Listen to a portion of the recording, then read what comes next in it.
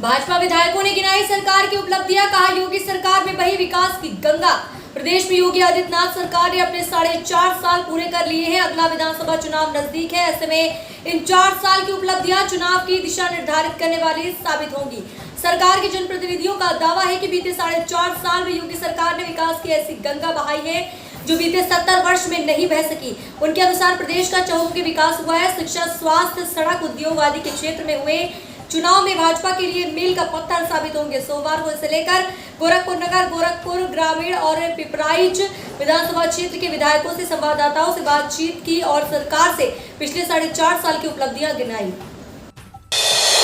गुजरात से ओवैसी ने साधा सीएम योगी पर निशाना, कहा आपको अब्बाजान की जगह पिताजी कहना चाहिए। अगले साल होने वाले विधानसभा चुनाव को लेकर यूपी की सियासत में अब्बाजान पॉलिटिक्स की एंट्री हो गई है। दरअसल सीएम योगी के एक बयान से यूपी की राजनीति में अब्बाजान शब्द की एंट्री हुई है। अब इसका इस्तेमाल सांप्रदायिकता के लिए किया जा रहा है। सोमवार को एआईएम चीफ असदुद्दीन ओवैसी गुजरात पहुंचे, जहां उन्होंने गुजरात में विधानसभा चुनाव लड़ने का ऐलान किया। अहमदाबाद में एक प्रेस कॉन्फ्रेंस के दौरान उन्होंने सीएम योगी पर निशाना साधा। उन्होंने कहा कि यूपी के सीएम योगी आदित्यनाथ आखिर अब्बाजान शब्द का इस्तेमाल क्यों करते हैं, उन्हें इसकी बजाय पिताजी कहना चाहिए।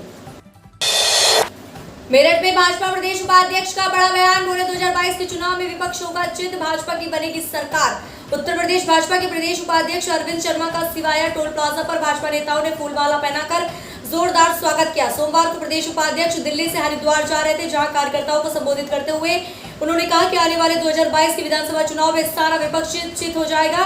350 सीटों से अधिक पाकर भाजपा की सरकार बनेगी। योगी सरकार ने जो प्रदेश में विकास कार्य किए हैं उसका लाभ जन जन तक पहुंचाएगा। सीएम योगी आदित्यनाथ ने दी 445 करोड़ की योजनाओं की सौगात, बोले सरकार ने पस्त किए माफिया के हौसले। 2 दिन के पूर्वांचल दौरे पर आए मुख्यमंत्री योगी आदित्यनाथ ने पूर्व की सरकार को वंशवादी, जातिवादी, परिवारवादी व स्वार्थी बताते हुए कहा है कि यहां माफिया ने लोगों की जमीनें कब्जा कर रखी थी। 4.5 वर्षों में प्रदेश सरकार ने गुंडों के हौसले पस्त कर दिए हैं।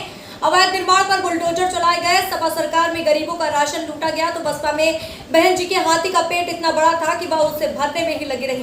पहले की सरकारों ने उत्तर प्रदेश को दंगाग्रस्त प्रदेश बनाने के साथ ही आर्थिक रूप से कमजोर कर दिया है। भाजपा सरकार ने हर क्षेत्र में विकास कार्य किया और दंगा, छेड़खानी जैसी घटनाओं पर रोक लगाकर प्रदेश को उत्तम प्रदेश बनाया। पूर्व सांसद का दावा, हमारे विधायकों पर दावा कर रहे नेता खुद बीजेपी में आने को बेताब, सपा बसपा पर साधा निशाना। यूपी के हरदोई जिले में गांधी भवन में आयोजित भारतीय जनता पार्टी के प्रबुद्ध सम्मेलन में भाजपा नेता व पूर्व सांसद नरेश अग्रवाल ने सपा, बसपा और कांग्रेस पर जमकर निशाना साधा। उन्होंने कहा एक तरफ अखिलेश यादव के बयान को मुंगेरी लाल का सपना कहा तो दूसरी तरफ राजभर का नाम लिए बगैर उनके खिलाफ जवाबी हमला बोलते हुए कहा कि जो लोग भाजपा विधायकों के संपर्क में होने के दावे कर रहे हैं वो भाजपा ज्वाइन करना चाहते हैं, लेकिन हम विचार कर रहे हैं। पत्रकारों से बातचीत के पहले अग्रवाल ने मंच से कहा कि उत्तर प्रदेश में किसी दल की दाल नहीं चलेगी, क्योंकि उत्तर प्रदेश की जनता ने मन बनाया है कि देश को कोई बचा सकता है तो मोदी जी और प्रदेश को कोई बचा सकता है तो वो है योगी जी। कांग्रेस नेता का यूपी सरकार पर हमला, कहा बीजेपी नेता महिलाओं की इज्जत की नीलामी करते रहे और योगी जी क्लीन चिट देते रहे। निर्मल राजपूत मथुरा, योगी सरकार यूपी में 4.5 साल पूरा करने पर अपनी उपलब्धियों को गिना रही है। मुख्यमंत्री से लेकर कैबिनेट मंत्री और विधायक सभी सरकार की उपलब्धियों को लोगों को बता रहे हैं। वहीं विपक्ष ने यूपी सरकार पर सवाल उठाए हैं। कांग्रेस के पूर्व विधानमंडल के नेता एवं पूर्व विधायक प्रदीप माथुर ने कहा है कि इन 4.5 सालों में विकास तो नहीं हुआ, लेकिन योगी के नेता महिलाओं की इज्जत की नीलामी करते रहे और योगी जी उन्हें क्लीन चिट देते रहे। औरतों की इज्जत को नीलाम करने वाले नेताओं को दी जाती है क्लीन चिट। उन्होंने कहा कि प्रदेश में बीजेपी के नेता और मंत्री योगी सरकार के कार्यकाल में अपनी उपलब्धियों का बखान करते हुए फिर रहे हैं। अखिलेश यादव का बीजेपी पर कटाक्ष, बोले गंगा मैया गड्ढा गैया, इनको भी छल गए ठगैया। उत्तर प्रदेश में 2022 में चुनाव हो रहे हैं। ऐसे में समाजवादी पार्टी के अध्यक्ष और पूर्व CM Akhilesh Yadav active mode में नजर आ रहे हैं। इस कड़ी में सोमवार को एक ट्वीट कर बीजेपी पर कटाक्ष किया है। अखिलेश ने गंगा नदी की सफाई, सड़कों पर गड्ढे और गौवंश को लेकर सीधा हमला बोला है। अखिलेश ने तंज कसते हुए लिखा है गंगा मैया गड्ढा गैया, इनको भी छल गए ठगैया। अखिलेश ने ट्वीट कर पूछा है कि यूपी की जनता बीजेपी से पूछ रही है कि हमारी गाड़ी कमाई से वसूले टैक्स से जो हजारों करोड़ गंगा जी के नाम पर खर्च किया वो कहां बह गया है। उन्होंने सरकार पर सवाल दागते हुए कहा कि गड्ढों का बजट जिसके जेब के गड्ढे में गया है और गौवंश के पैसे की जुगाली किसने की।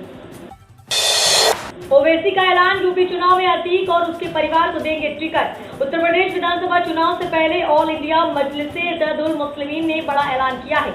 एआईएमआईएम चीफ असदुद्दीन ओवैसी ने कहा कि उनकी पार्टी उत्तर प्रदेश की 100 सीटों पर चुनाव लड़ेगी। इसके साथ ही उन्होंने यह भी कहा कि उनकी पार्टी अतीक अहमद और उनके परिवार को भी टिकट देगी। ओवैसी ने कहा कि अतीक होने से कोई अपराधी नहीं हो जाता। उन्होंने यह भी आरोप लगाया है कि उनको अतीक से नहीं मिलने दिया गया। आपको बता दें, ओवैसी ने ये बयान न्यूज नेशन के साथ खास बातचीत में दिया। योगी फोबिया से पीड़ित है विपक्षी शुतुरमुर्ग की तरह बीएसपी और कांग्रेस की हालत भाजपा। यूपी भाजपा अध्यक्ष स्वतंत्र देव सिंह ने कहा कि उत्तर प्रदेश में विपक्षी योगी फोबिया से पीड़ित है। उन्होंने कहा कि सपा, बसपा और कांग्रेस की हालत एक शुतुरमुर्ग की तरह है, जिन्होंने अपने सिर रेत में दबा लिया है और राज्य का सर्वांगीण विकास नहीं देख पा रहे हैं। उन्होंने कहा विपक्षी दलों ने यूपी में राजनीतिक आधार खो दिया, सत्ता में लौटने का उनका सपना टूट गया। वे सब झूठे प्रचार से लोगों को गुमराह कर रहे हैं। सिंह ने सपा नेतृत्व को अपराधियों का मसीहा करार दिया है। उन्होंने कहा सपा ने सरकार के खिलाफ बोलने का अधिकार खो दिया। पार्टी केवल इसलिए परेशान है क्योंकि योगी आदित्यनाथ ने माफिया राज के खिलाफ अभियान शुरू कर दिया है। नई हवा है, नई सपा है के साथ नए समीकरण साध रही सपा प्रबुद्ध के बाद अब दलित संवाद। समाजवादी पार्टी के मुखिया अखिलेश यादव ने उत्तर प्रदेश की मीडिया रिपोर्ट के मुताबिक 2022 की चुनावी जंग जीतने के लिए नई हवा है, नई सपा है का नारा दिया है। अखिलेश इस नारे के साथ साथ मुलायम सिंह यादव के एमवाई मुस्लिम यादव और समीकरण की परिभाषा भी बदल दी है। अखिलेश यादव सत्ताधारी भारतीय जनता पार्टी बीजेपी के हार्ड हिंदुत्व के जवाब में सॉफ्ट हिंदुत्व की राह पर चलते भी नजर आ रहे हैं। अखिलेश यादव की नई सपा में बात केवल एमवाई की नहीं बल्कि प्रबुद्ध सम्मेलन और दलित संवाद कार्यक्रमों के जरिए ब्राह्मण और दलितों की भी बात हो रही है।